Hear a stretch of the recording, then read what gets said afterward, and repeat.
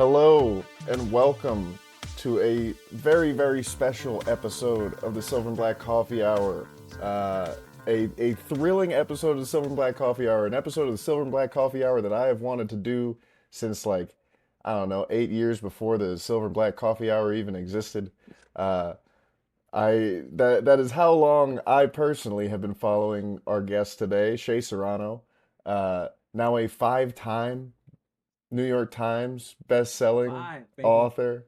Mm, Soak it in. Do your Greg sounds good. Popovich counting dot gif. Sounds good. Um, I, it's gotta feel good, man. I, I, I did kind of wanna. We can start there. Well, Tom, you got to My friend introduce Aaron everyone Blackerby. too. Oh yeah, I'll introduce everybody else. All of the other slightly, almost as important people. Zach Montana, Zach, uh, and then Aaron Blackerby. What a Um, Aaron had a really good observation going through, the new book, Expensive Basketball, and you kind of followed up on it in, when you found out that you were on that New York Times bestseller list. I'll let Aaron ask you the question. yeah. Oh, So Shay, congrats on 5 times New York Times thank you. best-selling, and been a part of your email list for forever. And in the book, you have a whole chapter, Expensive Basketball, available wherever all books are sold, but get it at your local bookstore. Uh, you have a whole chapter dedicated to Jordan and the number six. Right now, you're at five, matching Timmy and Pop's championships. You came in at 21, the Tim Duncan spot. How does it feel to reach this new height in your career and have Tim Duncan wink at you through the cosmos like this? It felt good. It felt cool. The last book came out in 2021, so I was sitting on four for 4 years. And you're obviously nervous when you put a book out because you want people to read it. The bestseller list is an easy way to tell if people are at least buying it, which gives them a greater chance to read it. So you wanted to make it on there for that reason. But yeah, the number five in this particular instance, my favorite basketball player is Tim Duncan, and my favorite team is the Spurs, and they've got five. And I thought, what a neat little moment this would be to have the fifth one be a basketball book that starts with a Tim Duncan chapter. I got a tiny bit nervous when when the book came out, and I was like, if this works, I'm gonna get five. This is gonna be great. And then I remembered that when Tim Duncan tried to get his fifth the first time, it didn't work out, and I was like, oh fuck, did I just jinx myself with this? Like I was that part snuck into my head a tiny bit, but I'm glad. I'm glad I was able to do what Tim Duncan couldn't do, and that's go five for five. Congratulations, man. It's not easy going 5 for 5, as Timmy knows and as you're showing. So, man, congrats on No, that again. It's interesting Jordan that you couldn't do it. Kobe couldn't do it. LeBron couldn't do it. Only me, five for five. Hey, Shea fucking Serrano here, 5 for 5.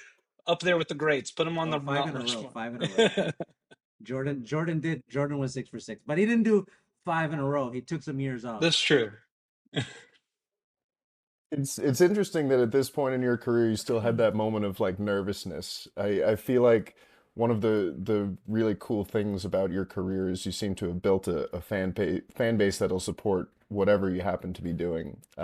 So Yeah, that it's is very nice. That is very nice to have I people do guess whatever the ridiculous thing is. I can put it out there, and I know I'm gonna see Tom's name on there as, oh, he ordered it. I'm good. I'm good. I'm good. absolutely. And there's I'm guessing thousands of me, man. And yeah, you've when I was getting started out like as a writer, I definitely um learned a lot from your style and the way that you wrote yourself. It was pretty formative for me. It was also very encouraging that, you could be yourself and have personality in what you did. Um, in Expensive Basketball, you use repetition as a literary device, and in basketball and other things, you use repetition as a literary device, and in your other books and written works, you use repetition as a literary device. Uh, why do you like to use repetition as a literary device? I noticed that you're doing it with that question right there, by the way. I want to point that Was out. I You're doing doing that? You were doing the If same you could thing. Yeah. answer using Yeah. repetition, that would be great. Wait, can I say before I answer this question, the name Zach Montana sounds like the fakest name I've ever heard. Like I'm not convinced that's really your name. I'll go Like pull my ID out right now. that sounds like It's real. It's if real you and it's got beautiful, just like his mustache. if you got pulled over and the cop was like, "What's your name?" and you're like, "Zach Montana." No way. There's no chance. There's no chance they believe you. Okay, so using repetition as a literary device, in pretty much any instance, whenever I'm working on something, I just want for it to like look cool or sound cool, or when you read it, you go like, "Oh, that's a neat little thing that just happened right there." And I think that that's like a tool that I enjoy. That's like my version of, Timmy's bank shot or whatever you want to do. Like I go to it when I need something and I like it. That's why. I think I the wish I had a funniest cooler example answer for was you. the chapter on Isaiah Thomas and the way he dribbled. Like I had to get out of bed because I was laughing so hard Oh, that's at nice. it was that was pretty excellent. But yeah, I think Aaron has another question about just the this book in particular and the structuring of it. Yeah, hold on. My dog is barking so much right now. Honey, honey, please stop. Please stop. You can show off for the camera or something. Is your dog's name Honey, or do you call your dog Honey like Babe? No, I call my wife Boo and Babe. Uh I call our dog's name is Honey, but actually for short we Okay. call her the Buns or Bunny. Um and she's like a 12-pound little dachshund, like I've turned into a little dog guy. She's made a few Yeah. appearances on the podcast before when we go remote. But Shay, one of I mean, it was in the intro, but this was just such a great little piece to end it on about watching basketball. It's an affirmation of how you watch a person do a thing on a basketball court, and it feels the same way it feels when you lie in the grass at night and stare up at the moon for long enough that you start to think about how credible it is that you truly, really, truly, honestly, actually exist.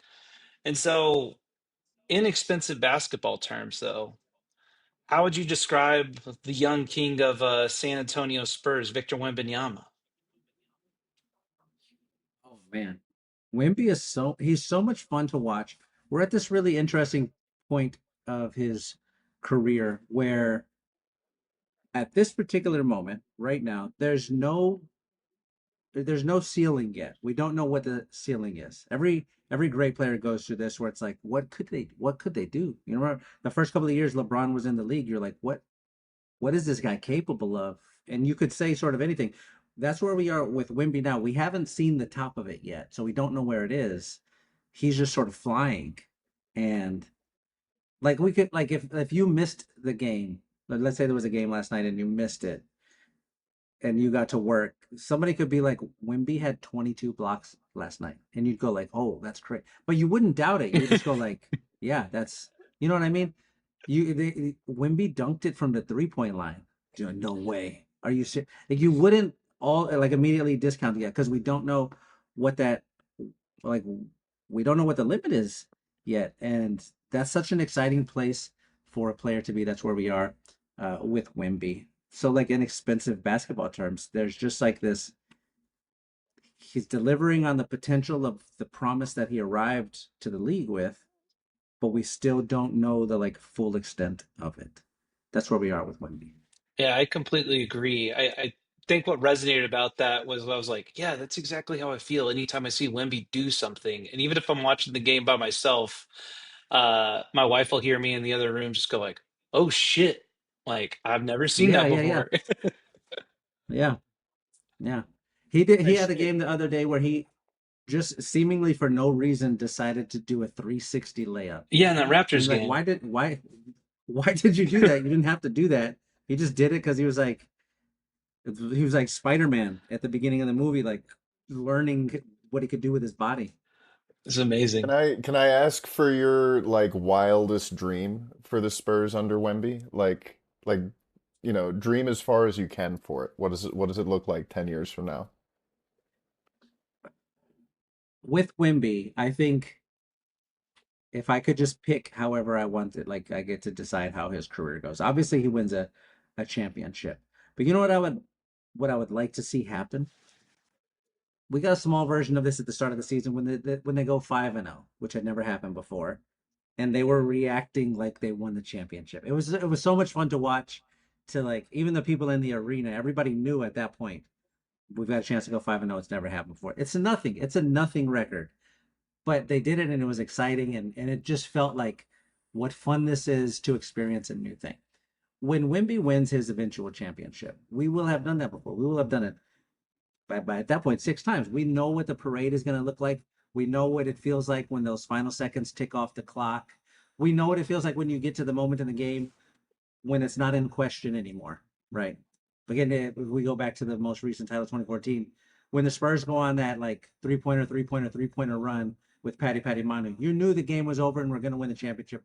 And that's it. Oh, We what an know what. avalanche. Oh, what an avalanche by San Antonio. Mike Breen, fucking perfect play call, right? We know what that feels like. And so when he wins his title, we're gonna already know what that feels like. But we didn't know what it felt like to start season 5-0, and that's why it was fun. So if I get to like just say what would I like for Wimby to accomplish? I want him to do something we've not done before. I just want to go back to back.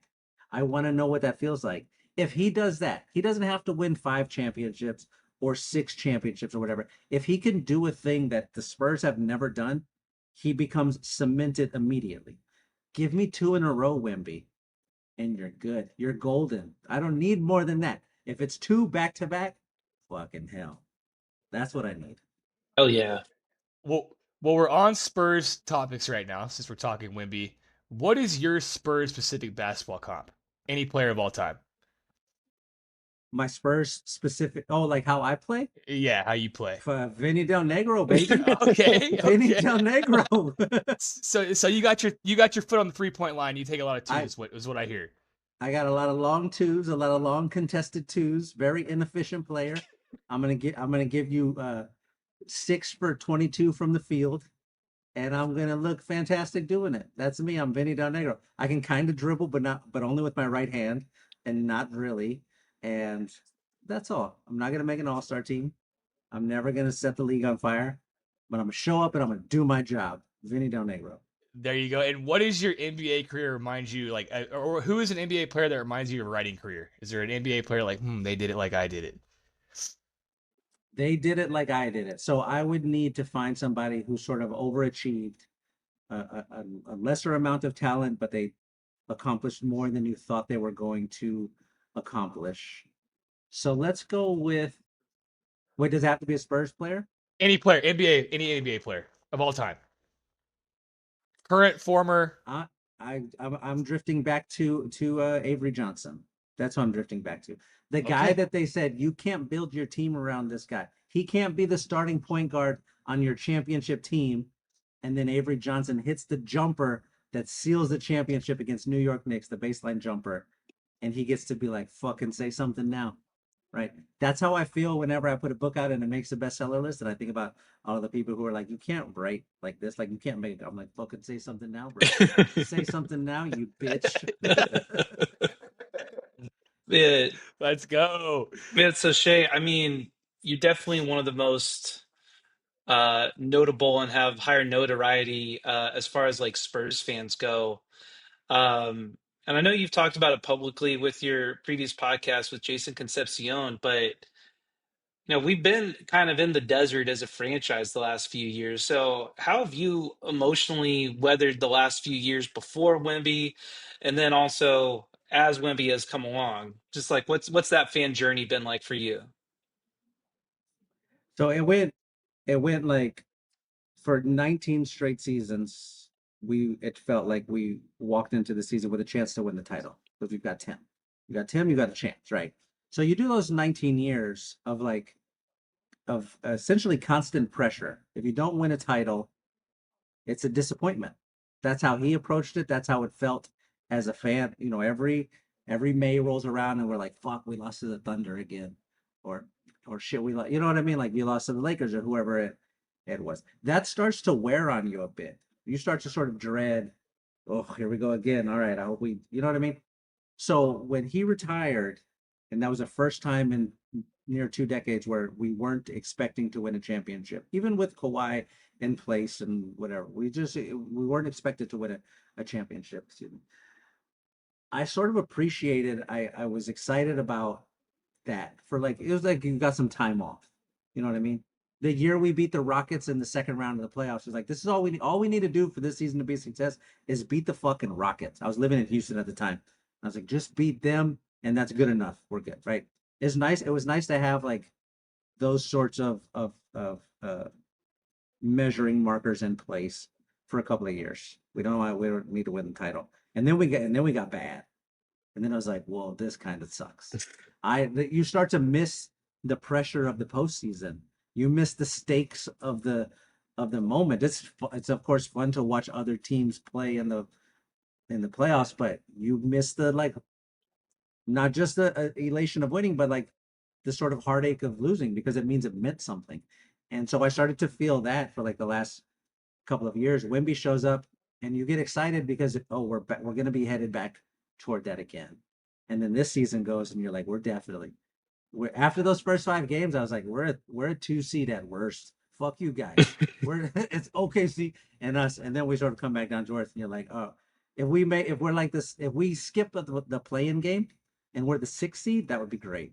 But we're gonna be in the playoffs, and if we're not in the playoffs, it's gonna be a disappointment. But that's how it has gone for me. I was like kind of relieved to have a couple of years off and then start feeling missing it. And then now here we are at the precipice of it again. And you're sort of hoping, are we about to have another like 15-year run where we're in the playoffs every single year, making some noise with a chance? Heck yeah. Well, let's pray that's the case. What is your most prized Spurs possession? My most prized Spurs possession. Oh shoot. So I started a couple of years ago on this like journey of I'm gonna collect an autographed basketball from every championship team that Okay. the Spurs have. I have 3 of them so far. I need to find 2 more. But when I got, I say I bought. Laramie got it for me. My wife got it for me. The first one she got was the '99 one because that's the first championship I saw. But when she bought that one, she also bought. Wait, I'm gonna grab it. I'm gonna grab it. Give me 1 second. All right, grab it, grab it. I'm not gonna get the basketball because it's on the bookshelf. It's in a case. But I also got this. Where is it? This championship coin that got issued from the Whoa. 1999 NBA Finals. That's It's like a tight. limited edition. It's like a heavy, Hmm. solid thing. It's got a little serial number on there, limited edition release. And like it's just like a little knickknack thing. But that championship meant a lot to me. First one I got to watch, I was watching it with my dad. We did the like honking thing afterward for the first time. But this is like what my favorite like tiny Spurs thing that I just have. But I have 3 championship basketballs. I've got like a bunch of autographed Tim Duncan stuff, and I have somewhere back in here a fucking autographed Kawhi Leonard shoe from when he was with the Spurs. What I thought I Dude, was gonna be like a guy who collects player shoes, but then I got that one and it's fucking 18 inches long. I'm like, this is atrocious to look at. I don't want to look at this in my in my office. I don't want a bunch of giant skis on my wall. Um, but I got a bunch of Spurs stuff, but this one I really like this thing. That's super dope. that's awesome. I mean, Che, I feel like you actually kind of answered my question. It was going to be basically on what's your holy grail of Spurs possession, like Spurs memorabilia, or just in general physical media. Because I'm not going to lie, in the background here, it looks like the old Blockbuster video off Broadway with the Yeah, yeah, Yeezys yeah. behind it, and you're giving me like Friday night memories going there with my mom, with my dad and my stepmom. Let me show you a thing. I'm gonna show you one more thing. I just got this not Okay. that long ago. The tradition in the movies. This is I don't know why they made this, but I bought it. Laying the foundation. This is an old VHS. San Antonio Spurs laying the foundation, 1999. I get why like this season is here, but we lost in 2000 to the fucking Lakers, and Timmy was out, and Timmy was out but with a this sprained ankle. yeah, we would have beat them if he was there. but it's just like in one of those old clamshells, I love and those. it's just a VHS tape is all that's in there. But I found it at the flea market, and it was like $5. Is I'm it a like, good watch? I gotta buy that. It's a great watch. It's a great Mm. watch. As far as I hope you get those, championship basketballs. When I first saw the phrase expensive basketball, the thing that immediately popped into my mind was, I don't know if you ever saw this at like the Spurs fan shop. I think it was at like, La Cantera or wherever, but they had like a Swarovski crystal Oh yeah, yeah, Manu yeah, yeah, Ginobili basketball that was yeah. like, I don't know, it was like tens of thousands of dollars to buy. I was like, that's one of the most expensive basketballs. They had it Um, at the airport for a little while. That's where I saw it. I saw it at the airport in like one yeah. of the little shops. Yeah.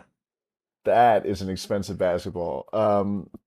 We saw that you said on Twitter you wanted to talk about basketball cards on a podcast. So want to Yeah, give you that opportunity. Want to see what you want to say about them. A while ago, I got an old box of the like Skybox and was yeah. just ripping packs. I got the Zarko Paspalj card, uh, which is a prized first possession of mine. But yeah, how did that hobby start for you, and what are your feelings on where it is now? That started when I was a kid. You just started like buying up all the stuff that you like. I was very fortunate in that both of my parents sort of recognized immediately that I loved basketball. It was like I'm never very good at it, but I just wanted to play it all the time with my friends. And so the first, like literally the first things I started collecting basketball related was I don't know, y'all probably too young to remember this, but at HEB they would sell 8 by 10 photos, just a photo, not even like autographed or anything. It's just here's a picture of Larry Johnson from like the NBA. And I'm like, all right. And my mom would started buying me those. They were just a couple dollars, but I had them all over my wall. And then eventually start finding basketball magazines and whatever. But the cards were early on. They of course sold them at the corner store, and I would just ask for them for my birthday all the time. But with any of the stuff that I collect, you see all this stuff behind me. Like none of this stuff is really expensive. Like all of this Thomas Crown VHS or whatever costs $1 at the. Well, I don't try to collect stuff that like has any real value from like a money standpoint. I just collect the stuff that means something to me. Sometimes they become expensive. The Spurs basketball is probably like a couple $100. Um, I always ask for those for gifts though. But typically I'm just collecting stuff that means something to me. And so it's the same with the basketball cards. I was never like, oh, I got to get a Michael Jordan rookie card or well, I didn't want that. I was like, well, who's my favorite player? Oh, I want to get a Reggie Miller, whatever, when I'm opening a, a pack. And that's how I have sort of gone about just collecting um, anything. I did eventually buy a Michael Jordan rookie card, which was like that's one of the most expensive things I ever bought. I think I bought it years ago. Years ago, it was like $6,000. I got. Oh, I'll tell you exactly how it went. Um, some I had written basketball and other things, and so that's 2017. And then some production company, yeah, that's the book right there. This production company reached out and they were like, "Hey, can we option this book? We want to try to make it into like a TV series because that had happened with the Rap Yearbook." And I was like, I didn't have an agent at the time, so they just emailed me directly, and I was like, "Yeah, what are y'all offering?" And they're like, "We'll give you $120,000." And I was like, that's more that's what I got paid to write the book, basically. Like I'm in. Do whatever you want with it. And but I had them send me a check. I was like, I don't want it all at once. Send me a $10,000 check every month. Because it's like the biggest check I ever got in my life. Send me one of those. And so every month I would get a $10,000 check. And for my last one, I was like, I'm gonna buy something really stupid. And a buddy of mine, this guy named Josh Luber, who was like the co-founder of StockX, he had been talking to me about basketball cards for a while. Like, you should buy some of these. Get like get into this hobby. It's making money. And I'm like, well, I don't care about the money part of it. And he's like, well, just buy some cards. Trust me. And so I got that $10,000 check, and I said, Josh, here's $10,000. Buy me $10,000 worth of basketball cards, like whatever you think is good. And so he got me a Michael Jordan one. I got a LeBron rookie card. I got a Luca rookie card. The Luca rookie card at the time was like 400 or $500. and then it went up to like $9,000, and I was like, holy shit, I'm rich. And then it went down to like 1,000. Like I was like, oh, this is it's all very speculative, but I really like collecting stuff that means something to me. Here's one that I keep on my desk all the time. This is a Reggie Miller basketball card. That's just like it doesn't cost. It's maybe like $30 or something. But I just always loved this series where it was like an artist who painted the players, and Reggie was my guy, and I was like, I'm gonna get one of those. Somebody gave that to me as a gift. But yeah, collecting stuff you care about is so much more fun than like collecting stuff you think might make you some money. Who doesn't? Who cares? Just get what you like, man. Yeah, man. There you go. Enjoy it. Shay, we have kind of a really Shea Serrano type question here, and it's a little lightning round with some Spurs. So it's basically pick a Spur, and we give you a scenario, and you give us the Spur that comes to mind. It's kind of like a first thought, best thought scenario. So Tom and Zach, Okay. y'all lead it off. Make a playlist, or who makes a playlist for a cross country road trip? Lloyd Sweet Pea Daniels. Remember Lloyd Daniels? You remember Lloyd Lloyd Daniels? Sweet Daniels. Okay, that's a pull I would have expected. Man. He was like a journeyman, you know. I figure he spent a lot of time on the road. He's a street ball player. The street is the road. Sure, he'd probably make a good mixtape. Lloyd Daniels. Who helps you survive a zombie apocalypse? Oh, I wrote about this in basketball and other things. Tim Duncan would get me through the purge. I think that's a noble leader right there. Yeah, Timmy. That's an easy answer. I would trust And him with my who would you life. most want to Freaky Friday with? Steven Jackson seems like he's having a real good time. I wouldn't mind being Steven Jackson for a couple days. Who wins the dance contest? Dance contest. Let me go with Willie Anderson. Okay, I'm going old guys. old I'm an school. old Spurs fan. Willie Anderson, I feel like he was such a like lithe basketball player. He always had such good control of his body in the lane. Give me Willie. All right, who helps you steal the Declaration of Independence? Oh, you need somebody who's like kind of dirty, not afraid to like get into it. Give me the dirtiest Spurs player of all time, Bruce Bowen. He'll Love help me that. steal something. He'll help me break some laws. Well, we're gonna go back to Spurs related questions here. What's one Spurs moment that lives in your head that doesn't involve a championship? Because that's always an easy cop out. Oh, that's such an easy one. I mentioned the series that they had against the Rockets, Manu blocking James Harden to close out Game 5. I thought again, I was living in Houston at the time. I was 10 feet tall walking around that when we were playing them You're in that walking like series. Wimby, huh? I was Wimby during that time. I just thought that moment was such a perfect distillation of both of those guys' career. One guy who is an absolute winner and is going to do the thing to win the game, and one guy who's an absolute choker and he's going to do the thing to choke the game away. And I thought, what what poetry this is that I get to live in Houston for the first time in 20 something years. The Spurs and the Rockets are playing against each other, and my guy who's not as who your guy's the MVP. Your guy's the fucking MVP, and my guy did the thing to stop your guy. It was perfect.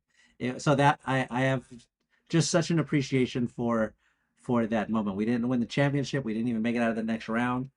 We went on to win that game, but that one will always be like special to me. The detail that always sticks out to me, because that was not the elimination game, right? It was the next It was game, game 5. and Manu And then was we don't have Kawhi spiritually for the next. Oh. right. I mean, and then Zaza. But in that game 6, in that elimination game 6, the lights are brightest, and James Harden was still getting blocked, like metaphysically, by Manu Ginobili in It that game. He was. was like, what, 2 of 10 or I think he something? had 12 points. I Yeah. was. I was on my way home. I was in Houston between game 5 and game 6. I was on my way home. I get boop, the alert on my phone. Kawhi Leonard is out for the game. And I'm like, you got to be fucking kidding me. Like, we're going into this game. We didn't have Kawhi. I feel like Tony was out as well with the Yeah, he quad. tore his quad. Yeah, Tony was out as well. So we're missing our starting point guard and our best player. and then we go into Houston, and you blink, and we're up by 40. And I was like, this is nothing better has ever happened in my life than this moment right here. But that's my favorite non-Spurs championship uh moment. And then if we're looking at like actual non-Spurs related ones, I always go back to the 2000 and 2007 first round of the playoffs, Warriors Mavs. Watching them fucking fall apart was so beautiful Aaron to me. Davis. So beautiful to me. Baron Davis, fucking Matt Barnes, Andres. You lost to fucking Andres, some guy named Andres Bjornes, whatever bullshit his name was. Watching the Mavericks lose to them, fucking beautiful. Just beautiful. This is so Aaron, since you brought up the Mavs, Aaron had a Oh question, man. and we're talking about these Texas Triangle teams. So I'll toss it to Aaron here. Yeah, so Shay, we as a podcast have had a little bit of an internal disagreement here, and it is the night before the night of the Rockets game tonight. I personally think that the San Antonio Spurs' biggest rival is actually the Dallas Mavericks, and Tom and Zach think that it's the Houston Rockets. Who do you think comes across as the Spurs' biggest rival? Only Texas teams? I mean, no. This is not a multiple choice. If you have another idea, like we want you to go off. Oh, if we're not constricted to Texas team, then it's clearly the Lakers. Clearly the Lakers. We had the most run-ins with them in the playoffs for the biggest stakes. The two like defining players of that generation of basketball players were Tim and Kobe. It's like we will always argue Tim was better. We will always be like, I'll tell you one thing's not going to happen. A team with a healthy Tim Duncan's not missing the fucking playoffs. I know that. A team with a healthy, we get to do that, and they get to be like, well, a team with Kobe Bryant is going to repeat, and they get like I think it's always going to be, for me anyway, the Lakers are the first team that I think of like if I have to pick a foil for them. But if we go Spurs only Texas related teams, I'm with Aaron on this. I think of the Mavericks before I think of the Rockets. We have, we're historically connected to the Rockets because of the Hakeem Olajuwon David Robinson thing. But then we go a quarter century without playing them in the playoffs, and then we do play them in the playoffs, and they just sort of fall apart. The Mavericks, it felt like were a more consistent threat for a more number of years, and it seemed like we were headed toward that again with Luca and Wimby, and then fucking Nico does what I thought was hilarious. Great for them. Uh, but yeah, I think Houston is like right under Dallas for me if we're picking Texas things. Nice. Okay, this is the second time we've actually met. I actually have a signature from you on my book. We met in Austin one time, and Yeah. so I have a question here. As someone who's Okay. bought 9 books in my lifetime, 4 of them being yours, do you think you're the league leader in selling books to guys who don't ordinarily read like me? I if I'm not the league leader, I'm in contention for the thing. One of my all-time favorite things that anybody ever said to me is there was a guy working at Barnes and Noble who I was there to like sign some books for them, and he said, "I can always tell when someone comes in here to buy one of your books because they look like they've never been in a bookstore before." And I'm like, "That's fucking beautiful. What a way to describe it." Yeah. I if I don't lead the league in that, I'm close. If I don't lead the league in like books that people buy but never get around to reading, I know that's like a big part of. Like there was one guy, this guy named Kevin, who I saw on Twitter, this comedian. He bought 25 copies of the book just to be like, haha, I bought 20. You know what I mean? Like that's so much a part of any of the success that I've had is just it's just guys being like, this would be funny if I do this right. I bought this book I'm never gonna read. It's pretty funny, right? No, I Like, read it though. I read it. Don't worry, I read it. well, thank you, Zach. Zach I Montana. There you I go. do think that like something that I guess makes your work accessible to people, right?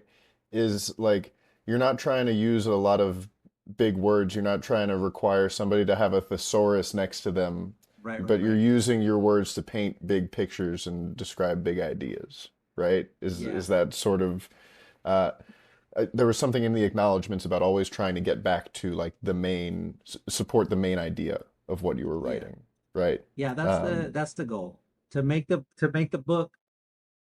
It's not to like try to make it accessible to anybody. It's just to try to make it sound as much like me as possible.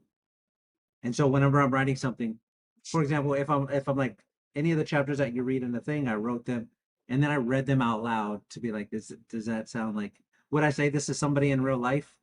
And then if I wouldn't, then I get rid of it and I try again. And, but yeah, that's like a very intentional thing of let me just make it sound the way that I sound. Because if I do that, then I'm sort of not in competition with anybody else. I'm not trying to be like a worse version of Chuck Klosterman or whatever. Like I can't write the way he writes. If I try to, it might be okay, but it's not going to be good, and certainly not going to be what he would write. But if I only write the way that I talk and the way that I think, well, then you know, who else out there is going to try to be me?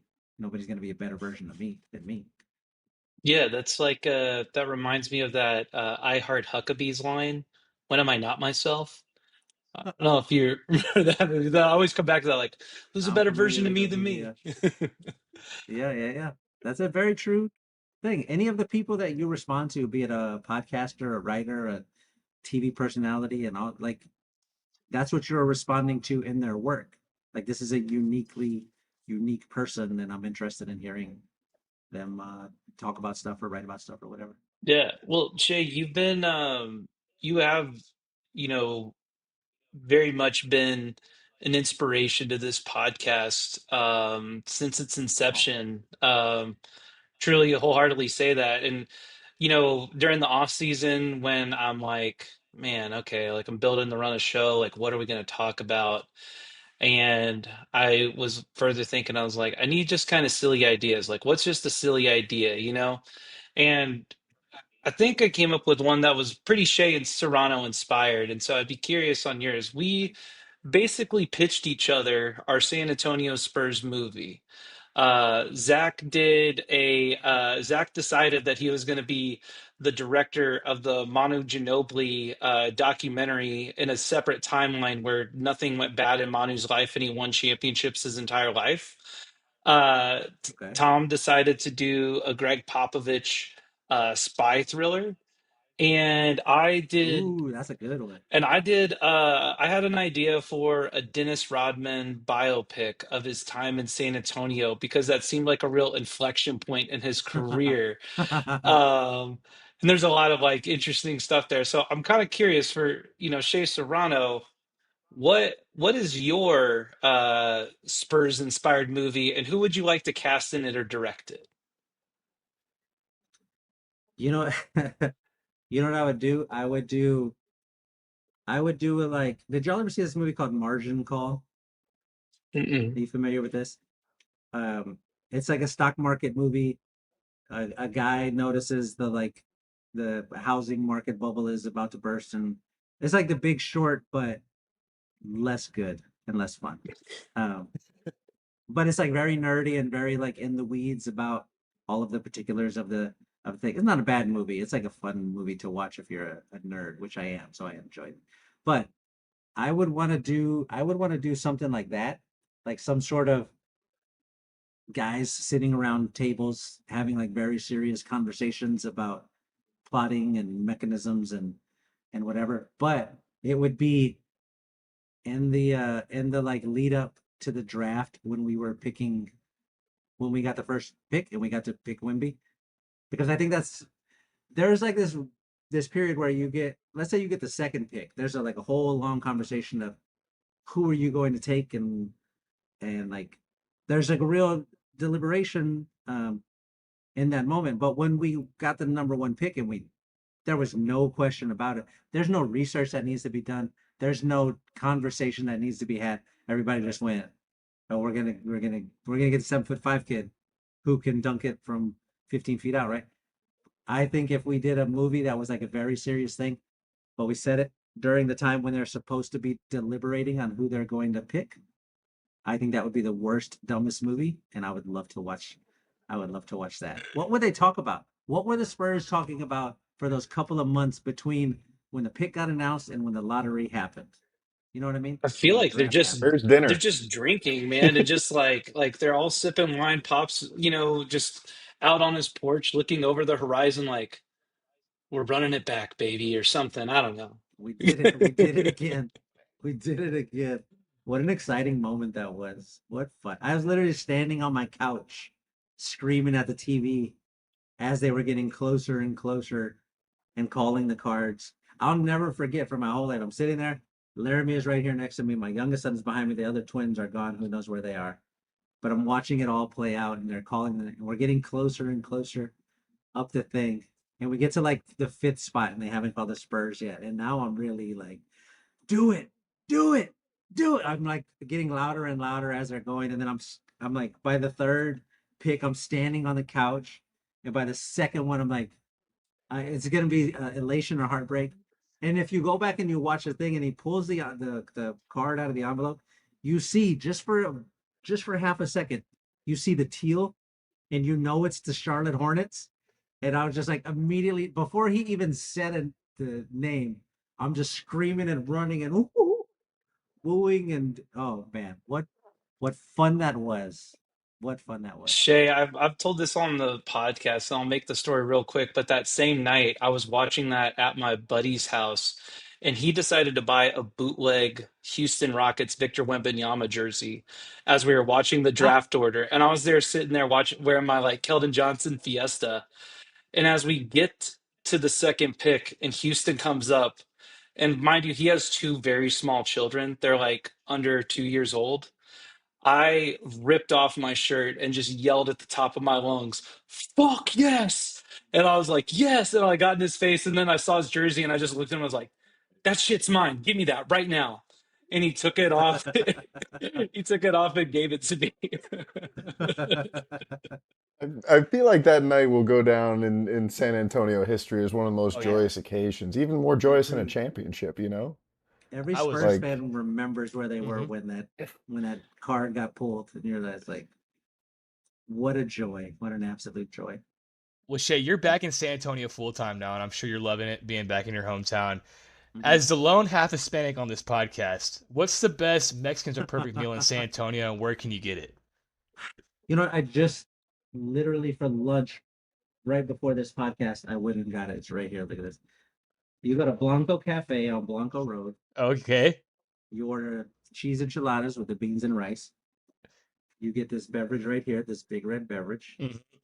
You get a bag of the chips and salsa, the green salsa though, and then you just go to work. That's what you do. That's the You don't best. you don't you don't add a side of carne asada from Blanco's? No, no, I don't like that carne asada. I don't like it. I Men, love their cheese enchiladas though. Mendez Cafe, I like their carne asada a lot. But for cheese enchiladas, Blanco Cafe, perfect. It's a perfect. I get so excited. Anytime it gets a little bit cold outside, that's the first place I go. Just feels good in there. But that's what I ate right before this podcast. Perfect. I love that answer. Nice. hey, thank you so much, man. You've been so generous with your time and your wit. Uh, and before we let you go, I just wanted to ask you because as your platform has grown, it seems like you're always emphasizing giving back, you know, helping Mhm. people who need it, mobilizing the FOH Army, halfway books, putting people on. What I guess formed that value system for you, and what are your I guess next plans for community engagement? So the thing that sort of I guess made me do that, made me feel like I needed to do that was writing as a career. Writing is like very good for my ego because I have a bunch of people telling me like, "Oh, you're so smart and you're so funny and I bought your book," and like that feels good from an ego standpoint, right? But it's not good for your spirit, for your soul, for your like heart. And prior to being a writer, I was a teacher, and that's job is the opposite. that's a job where you feel like you're an important part of the community, and you have meaningful interactions every day. You have a chance to like really do something special every single day, but wildly underappreciated and undervalued. That's the existence. Every teacher, that's what they live. They go to work and they do something meaningful, and then they leave work and some idiot tries to tell them that their job isn't that important. And like and so when I started writing, I was like, oh cool, I'm getting the other side of that. But you start to miss the like meat of the meal. Right? I'm getting a bunch of cake icing, but no meat beforehand. So that's why I started doing the I guess community outreach. Literally the very first thing that we did. This was my first or second year as a full time writer. Um, it was my first year as a full time writer. It was 2015. I had left teaching. I left teaching in June of 2015 to write full time, and then in October of 2015, I got fired from the place I went to go work, and it was like, "Welcome to journalism. Nobody has a job ever." Uh, but I started a newsletter back then, and I was doing it for free, and people were like trying to give me money for it. They're like, "Oh, I enjoy subscribing to this, and I'd like to give you like a couple bucks to like help out," because everybody knew that I got fired because I was working at this website called Grantland, and then Grantland got totally shut down. So everybody knew we were without a job, and but I was doing that newsletter, and people were trying to like give me money, but I didn't need any money because my contract was being, even though Grantland had closed, my contract was for like another 8 months, and it was being honored by ESPN. So I was still getting paid every 2 weeks like I had a job. So I'm like, well, I don't need any money. So I'm good. But people kept trying. So just as a gag, I talked to Arturo Torres, who has illustrated a couple of the books. And Arturo had like a really hard life growing up. He lived in a woman's shelter with his mom and his brothers for a while, and I knew that was like a very meaningful thing to him. So I told Arturo, I said, "Hey, let's do a thing where I'm going to tell people to that they can like donate money to us if they want for the newsletter, but then we'll just take that money and give it to the shelter, Genesis Women's Shelter in Dallas." And he was like, "I love that idea. Let's do it. I've always wanted to give something back to them because that's where he started drawing." And so I put it in the newsletter, like, "All right, everybody wants to donate money to like me and Arturo. Here you go. We'll take your money and we'll spend it on whatever." And a bunch of people, donated $1, $2, whatever. It ended up being like a couple $1,000. And then the next week, we just donated it to the shelter. And then I told everybody, "Haha, you idiots! You thought we were taking the money, but we donated it here." And everybody was very excited about it and happy and like, "Oh, what a like neat thing to have done." And then like a couple of months later, we did another version of that, but we were this time intending on like, we'll just keep the money this time. And we put it in there, and people were like, "Haha, you're not tricking us again. Where are you donating it this time?" And I was like, "Oh fuck, we got to donate it now every single time." And then so it started like almost as a joke, and then it has just grown to like a ridiculous thing now. But now everybody sort of anticipates it and expects it, and that's always a fun email to send. "Haha, you idiots, you did a good thing again." And people get to read like they helped somebody pay for their like green card, or we helped a kid go to Turkey between college semesters, or whatever we donated to the women's shelter or the food bank or whatever. But that's why we did it. That's why it started. And that's why we are, I guess, continue to do it. Just a fun way to pass the time. Yeah. People get excited about it. Well, Shay, appreciate your time. I'm being told I'm out of media minutes, so we got to dip, but thank you so much for we're still, a What the hell is ragtag a operation media here. minute? I have no idea, No, but that's great. I do want to say before I get out of here, um, I'm like an old man now, right? I'm 44 years old, so I have lived the better part of my life already. As far with regard to Spurs fan, I'm going to be a Spurs fan forever, but I feel my energy dropping down. It's not there the way that it was before. Like I can imagine there was a time where I would want to know like how many minutes per game does Keldon Johnson play on Tuesdays? Like I want to know that sort of stuff before, but I don't want to know that now. I don't have the urge. So it's really exciting to me to see like to watch who steps up into that place and to see you guys doing this sort of thing. And just to know there are, but you know, there's it's always fun to be able to like go watch a game, big game happens, and then get to like go listen to somebody talk about it. I don't always want to be the one to talk about it. At some point, I won't want to talk about it at all. So watching like you guys do this thing, it's cool. I'm very excited for y'all, especially if Wimby has the success that we have, that we're hoping, and you guys become like like what happened with Brian Windhorst when he was buddies with LeBron and he just, you know what I mean? Like that's gonna be you guys. I'm rooting for it to happen. So fucking keep going, man. Keep working. Get those media minutes, Aaron. Oh man, I need y'all to do can't it. get my credit card fast enough for him. Thank you so much, Shea, Shay. you're the GOAT. You're the GOAT. All We right. appreciate you. Oh Later, man. y'all. Of course, man.